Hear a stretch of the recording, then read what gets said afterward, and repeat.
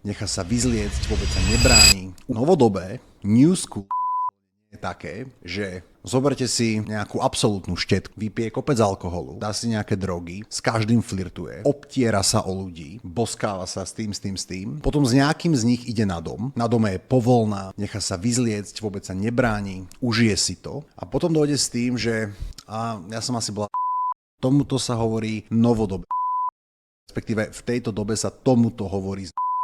A výsledok je taký, že potom, keď niekto ide do justičáku, do väzby a pýta sa tam ľudí, že za čo sedia, tak 90% z nich povie, že za sexuálne násilie. Oni toto nie sú schopné si dať takýto mantinel v živote, pretože oni potrebujú zažiť všetko. Oni sa potrebujú rozdávať, kde sa len dá. Viete si predstaviť, že by sme túto logiku aplikovali pri iných zákonoch? Napríklad predávaš auto za 10 000 a dojde človek a ponúkne ti 3 000. A ty povieš, že OK, berem. Zobere si auto za 3 000 a ty si retrospektívne o 20 dní neskôr zmyslí, že ťa okradol. Že ty si vlastne ho chcel predať za 10. A on bude odsúdený za krádež. To je ten istý princíp. To je ekvivalent toho, čo sa deje v tých sexuálnych trestných činoch.